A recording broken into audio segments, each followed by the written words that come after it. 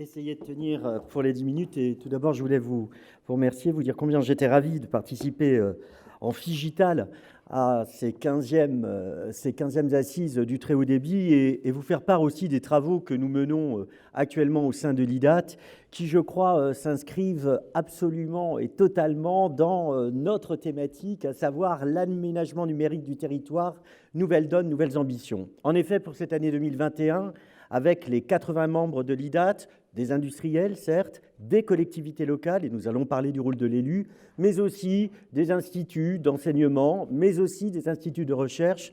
Il nous est apparu nécessaire de profiter, si je puis employer ce terme, de profiter de la période qui nous est donnée pour justement réactiver des propositions pour un projet industriel digital européen inclusif et responsable, dans lequel, bien évidemment, l'élu local joue tout son rôle. Alors, hier, j'étais, Madame la députée, avec certains sénateurs et députés aussi, des parlementaires, où je devais plancher sur le Future of Work. Et je dois vous dire que j'ai été un peu triste de ne pas entendre aussi fortement les cocoricots dont nous devrions pourtant nous féliciter, qui sont les cocoricots par rapport à la réussite que, avec les élus notamment, eh bien, cette réussite qui a été mise en œuvre. Et je rappellerai juste quelques points, parce qu'il me semble important aussi que tous nous communiquions, et notamment dans un débat citoyen où peut-être malheureusement une abstention est très très forte, il y a une nécessité aussi de remobiliser l'ensemble des acteurs économiques, l'ensemble des citoyens autour de ce qui peut faire la force d'un projet industriel français, bien évidemment pour une Europe forte. Alors, on l'a dit tout à l'heure, la pandémie a révélé combien, d'une certaine façon, les investissements en termes d'infrastructures avaient été nécessaires. Il va de soi que la France et l'Europe, mais la France tout particulièrement, n'aurait pas pu maintenir son activité économique s'il n'y avait pas eu des réseaux solides, des réseaux prouvés. Et nous l'avons montré, la qualité des infrastructures, la qualité des intervenants qui sont ailleurs ici, a permis de faire en sorte que non seulement l'activité économique, mais aussi l'éducation, mais aussi la médecine, mais aussi le lien social puissent être maintenus dans une période extraordinaire et jusqu'à présent inconnue. Le plan très haut débit n'a pas connu de retard. On l'a vu tout à l'heure, je ne vais pas revenir sur les chiffres que Roland a précisés. Et nous devons nous féliciter. Je crois qu'il faut encore plus le communiquer au niveau des citoyens sur le fait que nous sommes, Roland l'a montré, le premier pays d'Europe à être fibré et, qui plus est, un des premiers pays au monde. Eh bien, ça, c'est de l'optimisme. Et ça, c'est de l'optimisme qui doit nous permettre justement maintenant de réfléchir à quel va être le projet qui permettra justement dans l'inclusion des territoires, justement avec les élus locaux, mais aussi bien sûr l'ensemble des parties prenantes, acteurs économiques, acteurs d'enseignement, eh bien, de constituer cette nouvelle force qui doit être une nouvelle dynamique, une nouvelle énergie. On en a parlé tout à l'heure et je retiens tout à fait ce qu'a dit Xavier. Je crois que les cocoricots, il faut absolument que nous les prononcions plus fortement pour éviter que le marasme ne s'ajoute au marasme. Alors, au sein de la communauté IDAT, au cours de cette année 2021, on a eu l'habitude de dire que finalement, la pandémie nous a permis de remettre au goût du jour la question des infrastructures. Mais quand on parle bien sûr de la question des infrastructures, on évoque aussi les atouts et d'une certaine façon aussi les points de fragilité que nous pouvons connaître désormais dans notre société numérique ou que je peux aussi appeler société digitale.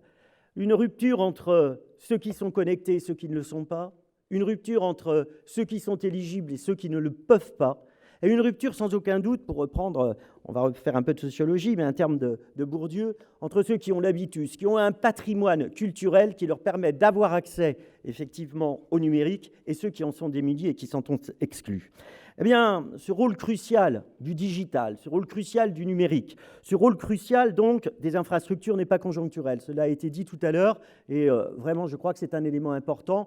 Nous sommes désormais dans une phase de bascule entre une industrie qui était une industrie héritée du 19e et du 20e et une société héritée du 19e et du 20e à une industrie 4.0, à une société connectée, qu'on le veuille ou non, c'est une dynamique, c'est un élément à prendre en compte.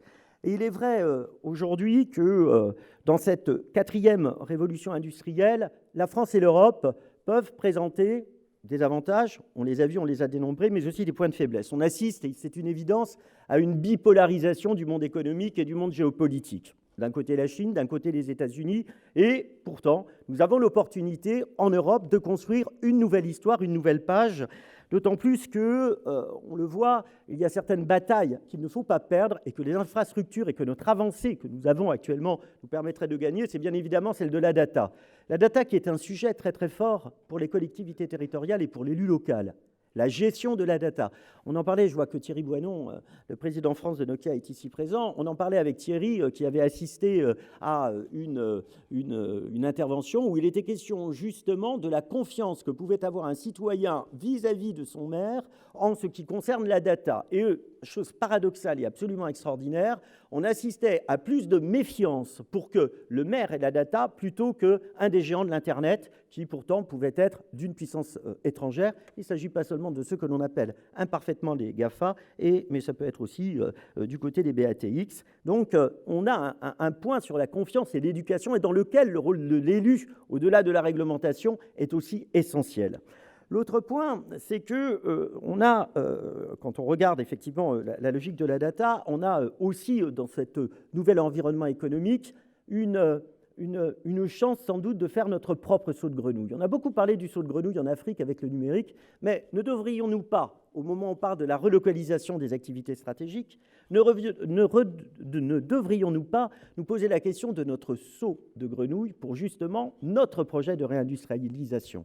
Nous sommes sans aucun doute, on a parlé des infras, mais il faut aussi parler de l'utilisation, du big data, de l'automatisation, bien évidemment de l'intelligence artificielle, il en a été fait mention tout à l'heure, et puis bien évidemment de la robotique. Et quand on voit ici et là, et c'est aussi un sujet pour tous les élus locaux, fleurir des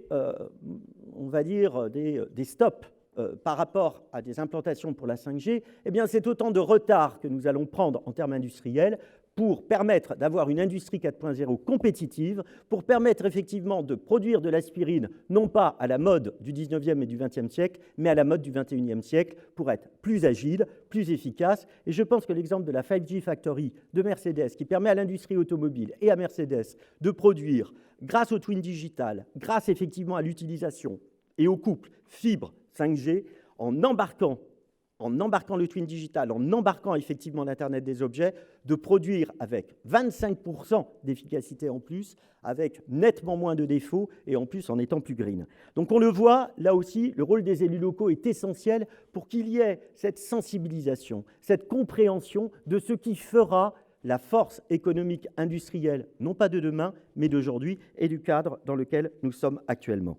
Enfin, il en a été beaucoup fait mention, il va sans aucun doute qu'il y a une nécessité d'éducation et une nécessité effectivement de formation pour l'ensemble de nos citoyens, de nos concitoyens. Et aussi, c'est un élément important, je discutais, donc, comme je vous le disais hier, avec des parlementaires, il faut absolument aussi que nous passions à une numérisation plus forte de nos modes de fonctionnement. L'enseignement est essentiel. On ne peut pas laisser seulement les quelques 20% de digital natifs que nous avons actuellement dans les entreprises et que nous avons donc au sein de nos collectivités, on ne peut pas les laisser être les seuls à gérer effectivement le digital. Il y a donc cette nécessité de penser les métiers de demain, de penser la conversion, de penser la reconversion. Et on a une chance absolument infinie pour l'inclusion territoriale, c'est que nous rencontrons actuellement dans les jeunes générations, et pas seulement dans les jeunes, grâce aux effets que la pandémie a pu avoir sur les organisations du travail, une volonté peut-être de retour à des cycles un peu plus courts, une volonté peut-être d'un néo-ruralisme qui offre autant d'opportunités pour un élu, à quelque niveau qu'il soit dans les circonscriptions administratives ou tout du moins les circonscriptions locales, eh bien de définir ce projet qui embarque à la fois l'économique, qui embarque à la fois le sociétal, qui embarque d'une certaine façon une certaine vision de l'attractivité de son territoire. Eh bien ce rôle de l'élu, il nous semble très important puisqu'effectivement, l'élu est au centre d'une dynamique. Il est véritablement l'agrégateur d'un écosystème et d'un écosystème digital. Et ce n'est pas une opposition qui peut être faite entre, d'une part, les élus de métropole, de grosses métropoles, et d'autre part, les élus ruraux. Le digital offre une opportunité absolument extraordinaire, grâce notamment aux infrastructures qui vont mailler le territoire. Et je dis bien toutes les infrastructures qui permettent ce haut débit pour véritablement poser la question de quelle activité économique je peux implanter. Et quand je dis activité économique, il ne s'agit pas seulement de l'industrie, il faut aussi bien évidemment penser à l'agriculture connectée. Quelle activité économique implanter, quelle sensibilisation, acculturation je dois faire des citoyens.